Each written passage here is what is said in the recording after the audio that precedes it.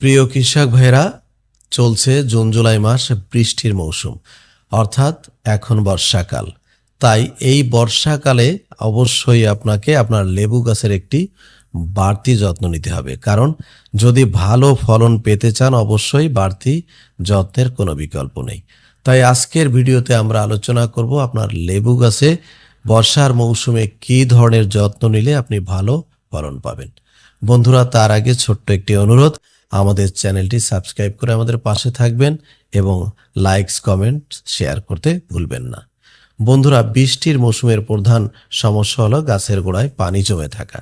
তাই গাছের গোড়ায় যেন কোনোভাবে পানি জমে না থাকতে পারে সেদিকে অবশ্যই খেয়াল রাখতে হবে।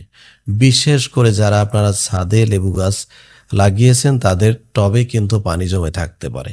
পানি জমে থাকলে ছত্রাকের আক্রমণ ঘটবে, পাশাপাশি আপনার লেবু গাছের কিন্তু গোড়া পচে যাবে, নষ্ট হয়ে লেবু গাছ মারা যাবে।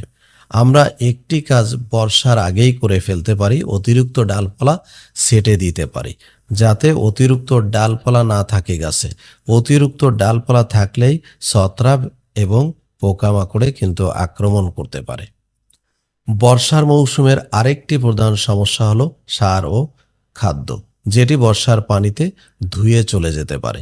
তাই গাছের পুষ্টির অভাব দেখা দিতে পারে। গাছের গোড়ার মাটিতে কিছুটা আলগা করে এই সময় জৈব সার, যেমন পচা গোবর সার বা ভার্মি কম্পোস্ট দেওয়া যেতে পারে। নাইট্রোজেন সমৃদ্ধ সার লেবুর নতুন পাতা ও ডাল বাড়াতে সাহায্য করে।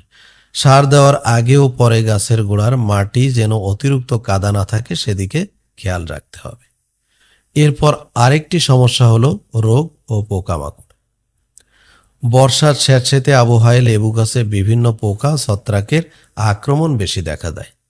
অনেক সময় অতিরিক্ত বৃষ্টির কারণে গাছের পাতা হলুদ হয়ে ঝরে যায়, ডাল শুকিয়ে যায়। এর জন্য নিয়ম অনুযায়ী কোনো ভালো ছত্রাকনাশক, যেমন কার্বেন্ডাজিম বা ম্যানকোজেব গ্রুপের যে কোনো একটি ছত্রাকনাশক আপনারা স্প্রে করতে পারেন। পাতা কোঁকড়ানো, পোকা ও ক্যাঙ্কার রোগ এই সময়ের প্রধান সমস্যা। লেবু গাছের পাতা হলদে দাগ, পাতার কোঁকড়ানো রোগ দেখা দিলে আক্রান্ত পাতাগুলো ছিঁড়ে পুড়িয়ে ফেলতে হবে। পোকামাকড় দমনে প্রতি লিটার পানিতে পরিমাণ মতো অর্গানিক নিম তেল মিশিয়ে স্প্রে করতে পারেন। এছাড়া আপনারা যদি আক্রমণ মারাত্মক হয় তাহলে অবশ্যই বাজারে অনুমোদিত যে কোনো একটি কীটনাশক আপনারা স্প্রে করতে পারেন।